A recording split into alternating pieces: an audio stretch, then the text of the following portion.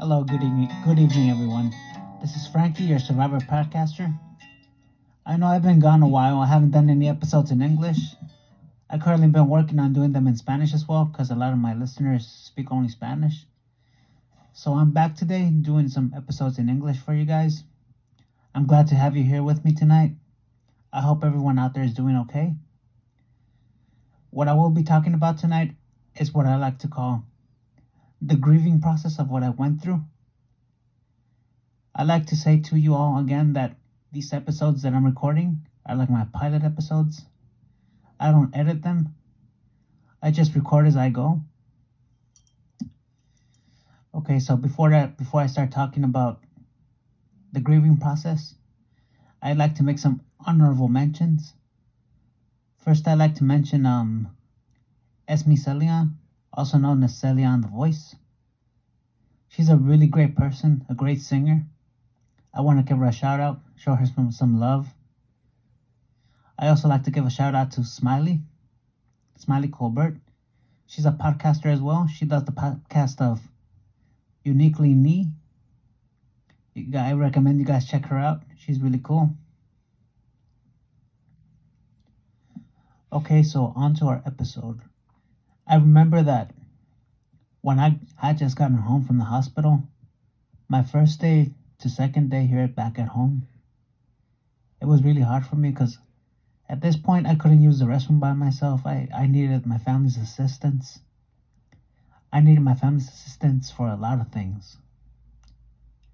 It was a very devastating time for me. It felt like I was never going to get my left side back.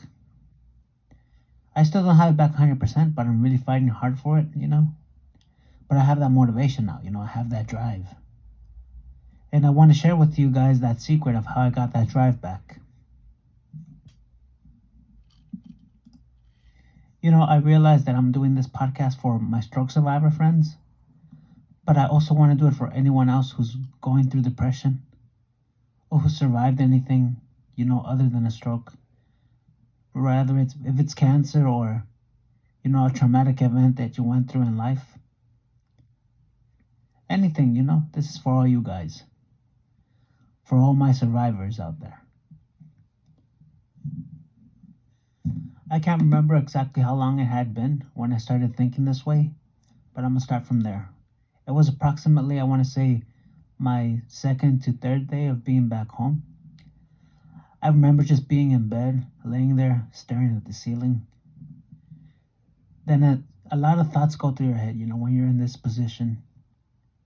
You start thinking, what's going to become of me? Is it even worth going on? Is it worth living? What I recall is just closing my eyes. Even wondering if I'm going to wake up again. And I remember thinking to myself, there's got to be something. There's got to be something I can do. Something that'll make me feel alive again. Something that'll give me that drive back, like when I was quote unquote okay. Basically, I wanted to feel like my old self again. So what I did at that moment was I gave myself the permission to just let everything flow. Let everything that I felt flow through me. Little did I know I was going to go through hell for the next couple of hours. But I lived it, So what I did is I cut off all distractions, which was mostly my phone. Because all the things that I could really use back then was my phone, because I only had the use of my right arm. So I decided to cut away that distraction. And I just let it all come to me. All the sadness, all the grief, all the sorrow, all the darkness, everything. It just came on me like an ocean. It started off as a drop, like a drop of water. Then suddenly when I let it flow, it came on me like an ocean of pain. I still remember it. I allowed myself to feel it all. That's why I call it the grieving process. I just let all that sadness, everything, I felt it all at once. It was like I was living hell in life. I still remember it. So I gave myself the permission to feel these things.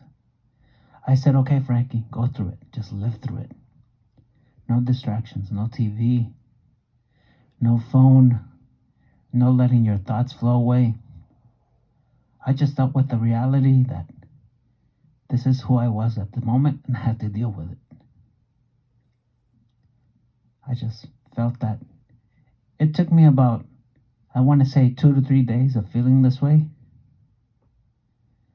And by the end of it all, after I allowed myself to feel all this pain, I came out of it, and, it was strange, but I felt great. I remember that morning, I just woke up and it was like the sun had come back up. It was amazing, truly amazing. That's when I knew I had discovered something. By allowing myself to grieve about what I lost, by truly feeling it without distractions. Because as human beings, I know that we tend to look for distractions. Instead of dealing with the things that make us feel pain, instead of confronting them like we're supposed to, we look for distractions, even sometimes within ourselves. Sometimes we don't even need that television, or Netflix, or Facebook, or whatever. Sometimes even within ourselves, we distract ourselves from our pain. And that's something that I didn't allow myself to do this time. I went through hell. I really went through hell, you guys.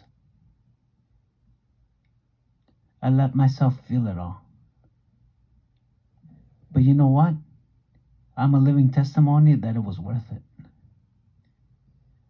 Because after I went through that, 3 days of it, I felt great at the end. Because I allowed myself to grieve and go through it. And if this is something you guys haven't done as survivors, I highly recommend it. It's like a small key to happiness. It's like one of the steps. You have to confront it. It's like a demon, like a dragon. You have to fight it with all your will and avoid distraction. Seriously, it's like you gotta confront it and just deal with it. Because if you don't, it'll be there. It'll always be a thorn on your side. You'll carry it with you. And you don't want that. Trust me, you don't. You have to give yourself the permission to grieve. You have to feel these things. It's part of being human. And I feel that that's something we all forgotten.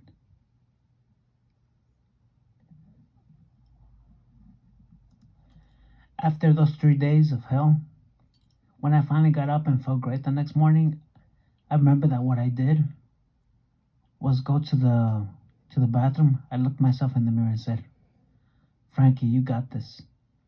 You can do this. It's a challenge, but you got this, no matter how hard things get. You just went through the hardest part of it. Now comes the work. Now comes the physical part. Now comes the part when you motivate yourself. The only person you're going to let down is yourself. You ever let yourself down once, don't do it again. It's going to be hard, but you can do it. The only thing that's impossible is if you make it impossible. Nothing is impossible unless you think it is. That's the thoughts that I would give to myself every morning after that. So I truly believe that the grieving process is completely necessary, especially when you confront it and you free yourself from distraction. That's something we have to learn to do as human beings again.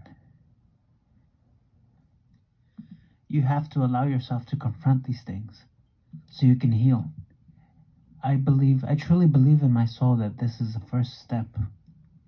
If you haven't done this, I highly recommend you do. Because that would be the first step on your ladder to healing. You can't heal unless you confront the demons within yourself.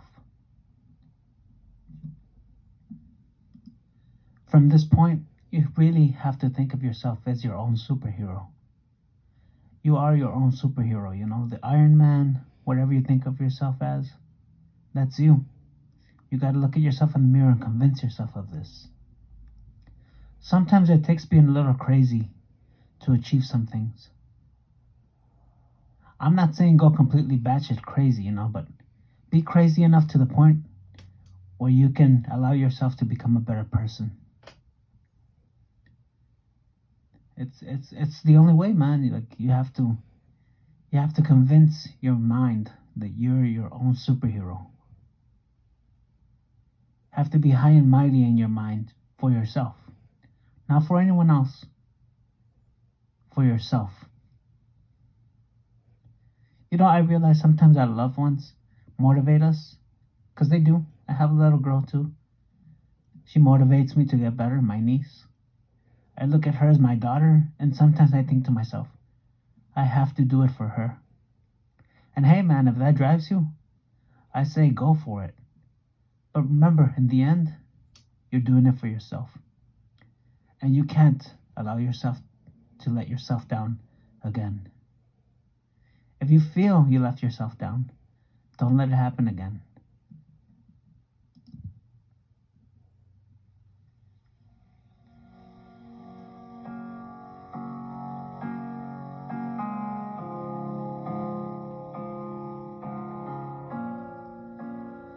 So that's our episode for tonight, you guys.